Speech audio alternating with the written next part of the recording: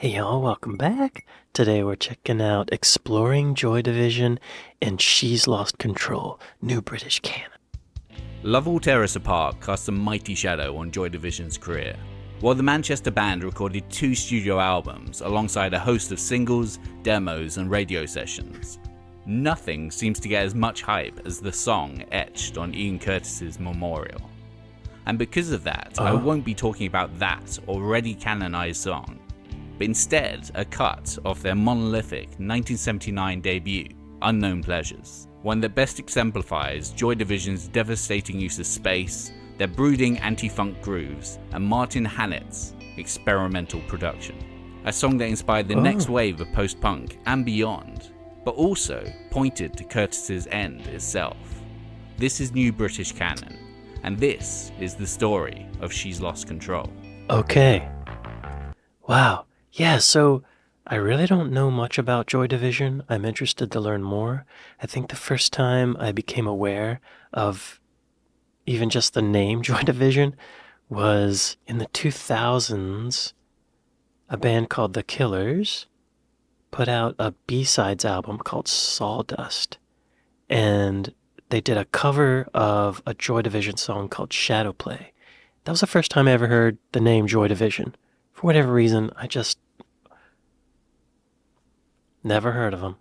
And I think I came across them in some of these videos on YouTube. I think they played on Top of the Pops, maybe not. I did remember that the lead singer passed away. I don't remember anything about the story of the band at all. I don't remember.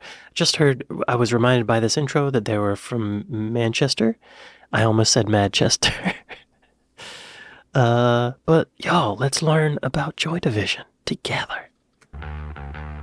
Wait. Just so. Origins, 1976, 76, whoa, to 78. Influences, Warsaw, and An Ideal for Living EP. Okay. The seeds of Joy Division were planted in Manchester, England. Guitarist Bernard Sumner and bassist Peter Hook had separately attended the Sex Pistols' infamous Lesser Free Trade Hall gig on the 4th of June, 1976. Tony Wilson, Rob Gretton, and Martin Hannett, all important to the Joy Division story, were also at the sparsely attended show. The day after, Hook bought a bass guitar for £35, having no idea how to play the thing. Sumner, though, already had a guitar and the intention to form a band. They hired Ian Curtis in December 1976 for a wanted ad, but having previously known him from various punk gigs around town, he was recruited without an audition. Dancing. Stephen Morris was added to the lineup after their first couple of drummers proved an ill fit. While many claim their first moniker was Stiff Kittens, the band have, on a regular basis, refuted this was ever a serious suggestion. Their first actual name was Warsaw, named after the David Bowie track Vosova. Wait, so the guitar player and the bass player went to a Sex Pistols show. They were so inspired that the bass player bought a bass. And he didn't even know how to play it. The guitar player had a guitar, but I guess it re-inspired him to play it. Wow. Because, they don't sound anything like the Sex Pistols to me. That's what's surprising. But I guess the singer, Ian, he was in maybe some other punk bands before that? They just said they saw him at shows, so I don't know if he was in the band or maybe he was in the audience. Let's look it up. Oh, there he is. Brooding at me, Ian. He has severe epilepsy and depression.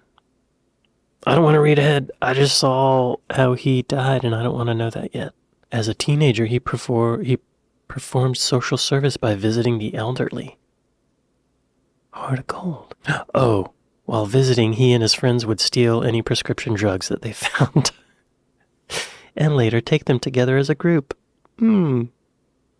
Friendly bonding. Oh, he was found unconscious in his bedroom by his father and was taken to a hospital to have his stomach pumped. I'm just trying to see if he worked at a record shop. Trying to see if he was in any other punk bands. Oh, this says, at that Sex Pistols gig, Curtis encountered 3 childhood friends named Bernard Sumner, Peter Hook, and Terry Mason. The trio informed Curtis, whom they had seen at earlier punk gigs, at the Electric Circus of their intentions to form a band, and Curtis informed them of his then recent efforts to do likewise before proposing himself as both their singer and lyricist. Okay. So it looks like he wasn't in... Joy Division was his first band, and they just saw him at the gig in the audience. Okay. This was soon changed to Joy Division in late 1977, due to fear that they may get confused with the London-based punk band Warsaw Pact, as well as the usual punk rock influences that all post-punk bands had. Ian Curtis was inspired by The Doors, There's a killer on the road, and especially revered the live fast, die young rock star ideal that Jim Morrison had epitomized. David Bowie was also a touchstone, but Curtis soured on him after he unwittingly survived into his 30s, believing him to be a liar in relation to the lyrics from the song All the Young Dudes. So because David Bowie turned 30, he didn't trust him anymore. Thought he was a phony. I have heard a phrase, don't trust anybody over 30. I don't remember where that's from. Jack Weinberg, often misattributed, am I saying that right? Misattributed to Abbey Hoffman, Jerry Rubin, the Beatles, and others. Weinberg coined the phrase during a November 1964 interview about the free speech movement. Okay, he's still alive. He's 84. Wow, he lived he's going way past 30. What's his philosophy now? Curtis's fantasy of rock star fame stood in stark opposition of his home life. Married in his teens, and by the recording of Unknown Pleasures, he had become a father. He would find this duality stifling, and as his life went on, That's young. his juggling act became increasingly difficult to maintain. Joy Division's early songs were ramshackle from an admiration of the Pistols and not quite knowing how to play their instruments yet. The young band preferred to dwell within provocative Nazi imagery, including the song Warsaw on their An Ideal for Living EP, that featured a concentration camp identification number as an alternative to a traditional count-in. But this EP also features their first step towards being a band of note in No Love Lost. That's 78? Wow. It sounds like the 80s. It was 78. Sounds very 80s. With its post-punk space and groove that was not present in the first strains of UK punk, it recalls moments of Wire's Pink Flag or krautrock bands like Can and New. Oh, that's 72? By late 1978, the band had a manager in the form of Rob Gretton and was signed to the Manchester-based indie label Factory Records, run by local celebrity Tony Wilson. But their luck was soon to change. On the 27th of December 1978, the band went to London for what they'd thought would be their first significant gig outside Manchester, supporting The Cure at the Hope and Anchor in Islington, London. Wow. Contrasting their expectation, the gig was at a small pub with only a couple of dozen attendees. They left disappointed. That's still not bad Driving for a back to first gig. 24 people at your first gig? Hey, that's not bad. And it's not a school talent show? Who was there? When that guy? Who owned the record label? Run by local celebrity Tony Wilson. Tony Wilson. There he is. British record label owner, radio and television presenter, nightclub manager, and impresario. Okay. And journalist for Granada Television, the BBC, and Channel 4. Wow. He also helped out New Order and Happy Mondays. He was known as Mr. Manchester because he promoted culture of Manchester throughout his career. Wilson was portrayed by Steve Coogan in Michael Winterbottom's film 24-Hour Party People, and Craig Parkinson in Anton Corbin's film Control. Control. That song, that movie Control, is what the Killers made the Joy Division cover song for. Okay. Tony Wilson. Wow. But they were disappointed in their gig. 24 people. That's a good gig for a first gig. Man, they just wanted to be at the top right away, I guess. Driving back to Manchester, Curtis and Sumner squabbled over a sleeping bag for warmth, during which Curtis started to convulse. After stopping, allowing the episode to subside, the band raced to Luton Hospital, where he was given some tablets and sent on his way. It would be a month later. Here you go. Here's some tablets. Be on your way. The Hope and Anchor, Islington, London, UK. All right. Hope and Anchor. Is it still there? Oh, there's a couple of them. This one's closer. Hey, okay. Oh yeah, it's a venue. All right, they got Guinness on tap. Way to go. Wow. A lot of bands play there apparently. Okay, yeah. Okay, yeah. Okay, yeah. They've got some absorption on the ceiling and on the sides. What is that, guacamole? Or it's probably peas, right? Mashed peas. Okay. Yorkshire pudding, is that what that is? Fish and chips with peas and mash. So I think that's what that is, right? I'm pretty sure. I hope that's what it is. It's still around. Do they have any reviews? Legendary live music pub. Hadn't been for years and years until last week. The new stage at the other end of the venue from the tiny odd one trodden by Joy Division, Madness, Dire Straits, as well as my old band, The Shakes, works well, and the PA has an impressive heft without being overpowering. Let's just say the aircon was having an off day. Oh, air conditioning was having an off day when I last went. All right. Y'all, it's still rocking. Hope and Anchor, way to go. Way to go. It would be a month later that Curtis would be clinically diagnosed with epilepsy. This would have a significant so he didn't impact know on at the him time. for the rest of his life. Oh my God. And would directly inform She's Lost Control. She's Lost Control, 1979, writing John Peel and Martin Hannett. Okay. Alongside Joy Division, Curtis worked as the Assistant Disablement Resettlement Officer at Macclesfield Employment Exchange. A year before his own episode, he met a young woman who would come in looking for work. At one point, she had an epileptic seizure while attending one of these meetings. Her plight struck a chord with Curtis, and how this lack of control could be used to illustrate the theme of not having charge in one's own life due to external forces. After she stopped coming in, he assumed that she had found employment, only to later find out she had choked to death in her sleep as a result of a violent seizure. By the time the band recorded She's Lost Control for Unknown Pleasures, the song wasn't just solely about her, but about Curtis and his worsening condition. So when he first met her, he didn't know that he had epilepsy, but it made a huge impact on him. And then later he had epilepsy.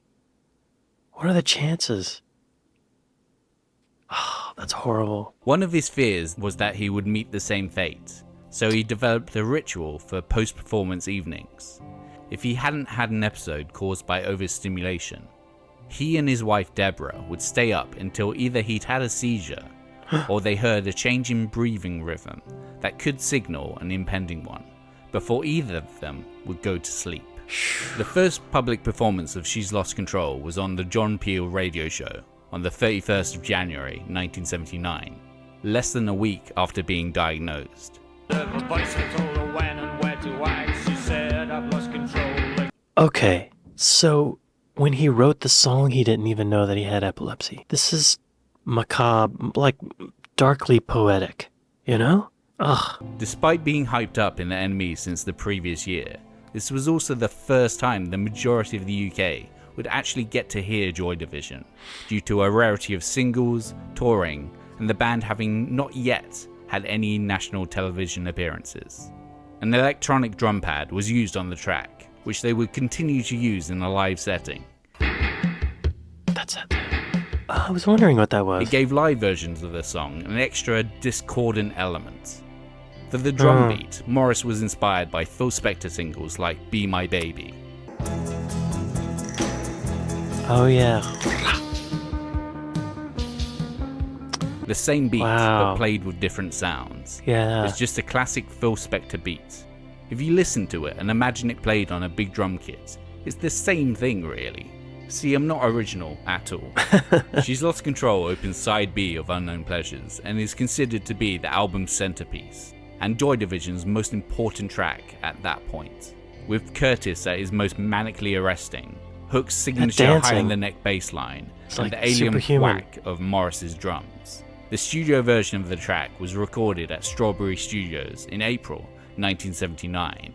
It was produced by Factory Records' resident producer, Martin Hannett, who had previously worked on the Buzzcocks' hugely influential Spiral Scratch EP. Buzzcocks.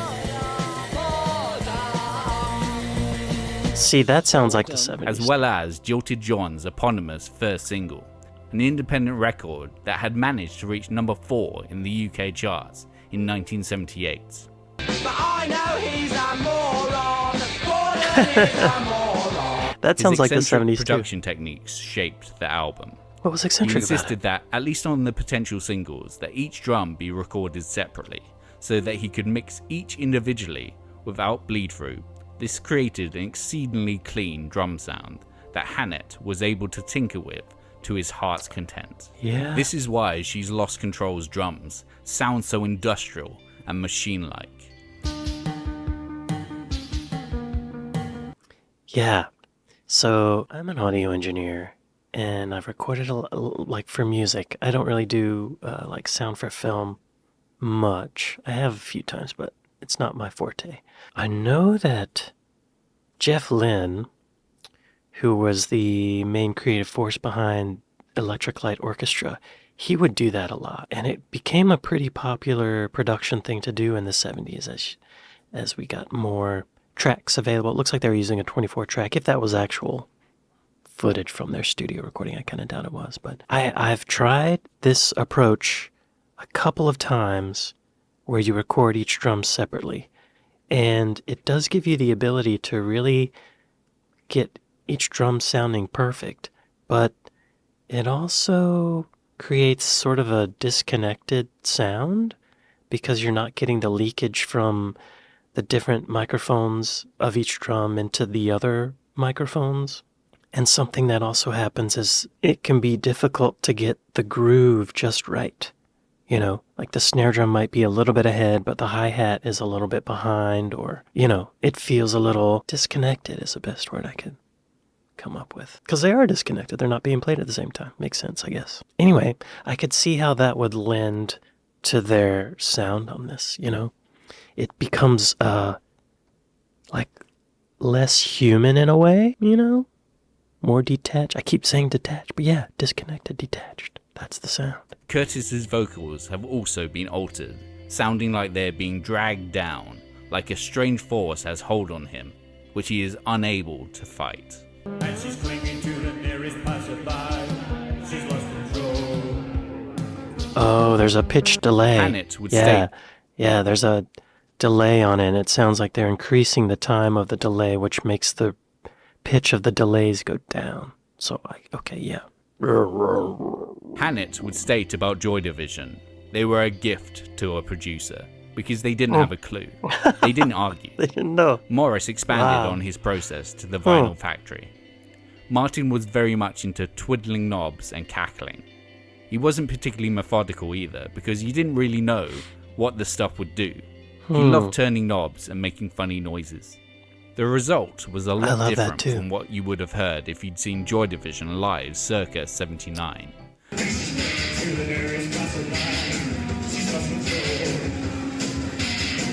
While Okay, that's Curtis live. and Morris admired the work Hannett had done, Sumner and Hook believed he had softened their punk heaviness into something they felt would fit on a Genesis or Pink Floyd record.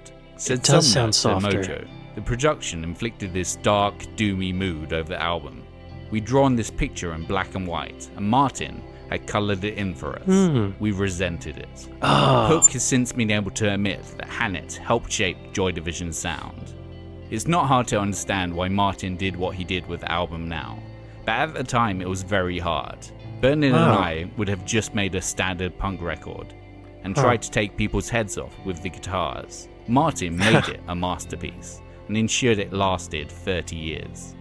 Beyond Joy Division, Hannett and his methods have become shorthand for overindulgence in post-punk production, even getting a shout out in the preamble to The Dead Kennedys, Nazi punks, fuck off. Fuck Off, overproduced by Martin Hannett, take 4. damn. Whoa. Wow, that's a burn. Damn.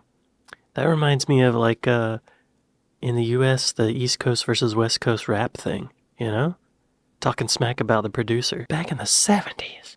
That cover, 1979, Peter Saville, T-shirts and Disney. As much as the album itself is an extremely significant piece of post-punk, influencing everyone from The Cure, U2, Interpol, The Killers, and a whole lot more. The Killers. Its cover Yeah. So it sounds so 80s to me. I just want to put that out there. It doesn't sound like it's from the 70s, even though it is. It's like it influenced production in the 80s all the way through, gosh, maybe like 88 or 89, maybe later. You know, I feel like you could draw a string from this through the whole 1980s pop in America and the UK probably. That didn't get squashed until the early 90s when grunge came around. Fascinating. Interpol, The Killers, and a whole lot more. Its cover is one of the most And then and then it came back around in the early 2000s. Its cover is one of the most recognizable album covers of all time. Wait, Its seminal that's the album cover? This is a timeless album cover. This could have been released yesterday with that album cover. You know? But it's from 78 or 79? They were ahead of their time. The guy Martin's ahead of his time. is one of the most recognizable album covers of all time. Its seminal wave lines are taken from an image that Sumner had found in the Cambridge Encyclopedia of Astronomy. According to Jen Christensen from the Scientific American, the image shows a series of radio frequency periods from the first pulsar discovered. Factory in-house designer Peter Saville chose to invert the image, making it white on black to evoke space, and to leave the name of the band and the album off the cover. As Saville explained, we were Like all the Zeppelin. age that bought records, and you don't need the title. It's patronizing to its audience. Despite being one of the most iconic t-shirt designs ever, Joy Division never released an official version until 1994. The funniest thing about it was that when I first saw the final cover, I said, "That'll look good on a t-shirt." Rob said, "We don't do t-shirts, that's a shit idea." Rob was quite militant about that. We did it on little badges, but we considered t-shirts a step too far. That was selling out.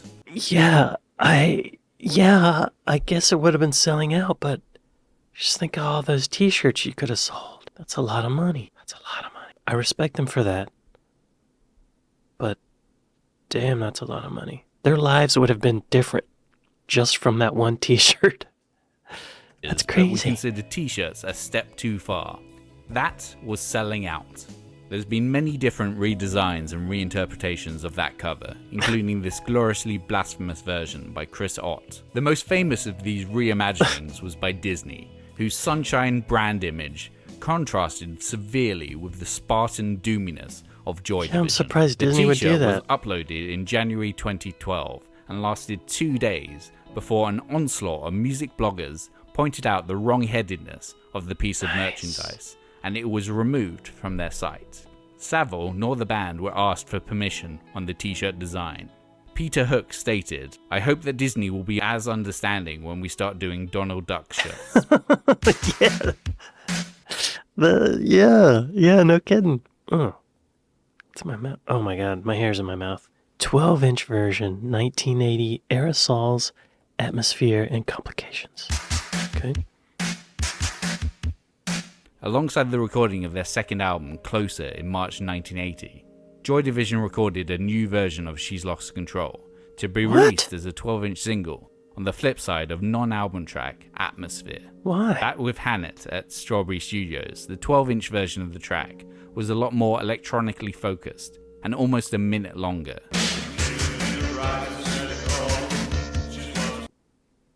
That sounds a lot different. The drum beat is augmented with the sound of an aerosol can, as dramatized in the film Control. He shut me in a room with a can of tape cleaning fluid and made me press it in time with the song. By the end, the booth was just filled with noxious fumes. I think it was just trying to kill me. If I'd lit up a cigarette, the whole of Strawberry Studios would have gone up in smoke. Yeah, I think that tape cleaner is like alcohol, essentially. Pressurized alcohol. Yeah. That's dangerous. This version of She's Lost Control became one of the last things Joy Division ever recorded. As such, the track bookends their career somewhat. Their first taste of national attention to untimely end. The Unknown Pleasures version showed the band for who they were going to be. Post-punks that would inspire the future of popular music, a greatly promising concept. But it also highlighted Curtis's desperation and hopelessness in the face of a condition that would further complicate his increasingly complicated dual existence, a complication that would lead to his suicide on the 18th of May, 1980. While Love Will Tear Us Apart tells of his regrets of his personal decisions, She's Lost Control tells a sadder tale, one that was not his decision to make. Diagnosed with epilepsy, he was no longer able to govern his own body. He was unable to live his dual life. Simply, he'd lost control of everything. Thanks for watching. Be sure to like, comment, and subscribe if you haven't already. Wow. Why did they re-record it? Curtis began having epileptic seizures in late 1978. He was officially diagnosed with the condition on 23 January. That's my birthday, y'all. With this particular case being described by doctors as so severe, his life would be ruled to obsolescence by his severe epilepsy, without the various strong dosages of medications he was prescribed. He had it bad. Oh, throughout 79 and 80, his condition worsened. His seizures became more frequent and more intense. The condition also gave him extreme mood swings. He was seldom able to hold his baby. By the time they were recording their second album, he was having an average of 2 tonic-clonic seizures a week. On one occasion during these recordings, Curtis' bandmates became concerned when they noted he had been absent from the recording studio for 2 hours. The band's bassist Peter Hook discovered Curtis unconscious on the floor of the studio's bathroom, having hit his head on the sink following a seizure. Oh my God, y'all. Oh, his wife was getting divorced from him. Why did they re-record it? I'm not finding anything about why they re-recorded it. It did say just before he died that they were about to embark on their North American tour, the first one. So I wonder if maybe they were re-recording it to be more commercial for the American crowd. I don't know. This is sad, y'all. Oh, right, so the remaining members formed a new band called New Order. I guess I should have known this would have a sad ending. Well, damn, y'all. That first album sounded way ahead of its time. I know that producer caught a lot of flack for turning a punk band into this produced, slick kind of thing, but he influenced the entire decade after. A lot of people liked it, I guess, you know? Made an impact. Wow. I'm curious to know, did any of y'all ever see Joy Division in a concert? I'm curious to know, like, what the vibe was like in the room. Sometimes you go to a show and the crowd doesn't really get it. Sometimes you go to a show and the crowd totally gets it, and there's so much electricity. Well, sorry to end it on the sad note, but this was interesting. What a iconic song. For him to write this song about this woman with epilepsy, and then he finds out he has epilepsy. There's something really sadly poetic about that. I really like his dancing. So much passion in his dancing. Kind of like a seizure in a way. That's probably part of what made it so compelling, I think. Any of y'all that were around at the time when they were coming up, especially if you were in Manchester, let me know if you have any personal experience with them. It's kind of fascinating. You know, sometimes in hindsight, decades later, stories of things can be embellished and hyperbole comes into it and exaggeration. So I'm curious to know what it was really like at one of their shows, you know? And how it would have been interpreted by the audience with the context of the time. In the disco age, you know? Wow. Well, thank y'all for watching this with me. Hope you're doing well. If you like this video, give me a like and subscribe. Help me out. I'd like to say thanks to my patrons, and hope you all have a great week. See you next time. Later.